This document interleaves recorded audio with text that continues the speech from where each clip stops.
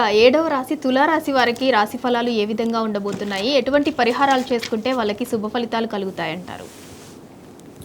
ఈ సంవత్సరం తులారాశి వారిని పరిశీలిస్తే వీరికి ఆదాయం 11, వ్యయం 5, వీరికి రాజపూజ్యం 2, అవమానం 2, ఇవి 2 సరిసమానంగానే ఉంటున్నాయి.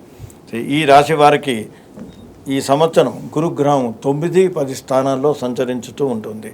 9వ స్థానంలో సంచరించే కాలంలో ఈ రాశి వారికి ముఖ్యంగా మే 14 నుండి అక్టోబర్ 17 వరకు, 5 డిసెంబర్ నుండి సంవత్సరాంతం వరకు గురువు 9వ స్థానం నందు సంచరించే కాలమున ఆర్థిక పరిస్థితులు మెరుగుపడటము, వృత్తి వ్యాపారంలో మంచి లాభాలను సాధించటము, ఆరోగ్యపరంగా బాగుంటుంది. కుటుంబ సభ్యులతో కలిసి దైవక్షేత్రాలను సంధించుట, దూర ప్రాంతాలకు ప్రయాణించుట, అదేవిధంగా ఇంట్లో శుభకార్యాలు ఆచరించుట, దైవ కార్యాలు ఆచరించుట, దాని కొరకు కొంత అధికంగా మీరు ఖర్చు చేసే అవకాశాలు కూడా ఉన్నాయి. అదేవిధంగా అవివాహితులకు ఈ కాలంలో వివాహ యోగ్యం సిద్ధించే సూచనలు కూడా కలవు.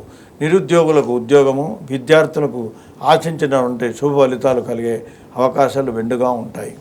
ఈ రాశివారు సాధ్యమైనంత మటుకు దుబారా ఖర్చులకు కొంచెం దూరంగా ఉండాలి. ఈ రాశివారికి అనుకున్నవి సాధించటము, అదేవిధంగా నూతన వ్యాపారాలు ప్రారంభించుటకు, గృహ నిర్మాణం చేయటానికి కూడా ఈ సమయం అనుకూలంగా ఉంటుంది. సాధ్యమైనంత వీరు ఇతరుల విషయాల్లో జోక్యం చేసుకోకుండా కొంత జాగ్రత్త పడటం మంచిది. ఆరోగ్య విషయంలో సంతృప్తికరంగా ఉన్న దురలవాట్లకు దూరంగా ఉండటం అన్ని రకాలుగా మంచిది.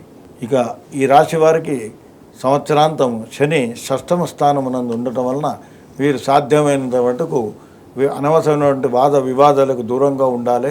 ముఖ్యంగా తనకు పడిరాని వారితోని జాగ్రత్తగా మసులుకోవాలి. వృత్తి వ్యాపారంలో చిన్న చిన్న సమస్యలు ఎదురయ్యే సూచనలు ఉన్నాయి కాబట్టి వీరు అనవసరమైనటువంటి జగడాలకు పోకుండా జాగ్రత్త పడాలి. శత్రు భీతి కొంత పెరిగే అవకాశం ఉంటుంది కాబట్టి బంధుమిత్రుల వలన, తనకు పడిరాని వారి వలన కొంత జాగ్రత్తగా నడుచుకోవాలి. ఆర్థిక పరంగా కొంత సామాన్యంగా ఉంటుంది. అయినంత మటుకు వీరు శరీర ఆరోగ్యం గురించి శ్రద్ధ తీసుకోవాలి. అశ్రద్ధ కొన్ని అనర్థాలకు దారితీసే అవకాశం ఉంటుంది. కుటుంబంలో ఎవరికైనా అస్వస్థత, దానివలన కొంత మీరు అధికంగా ఖర్చు చేసే సూచనలు ఉంటాయి. ప్రయాణాలలో జాగ్రత్తగా ఉండాలి. సాధ్యమైనంత వరకు దూర ప్రయాణాలు మానుకోవడం శ్రేయస్కరంగా ఉంటుంది.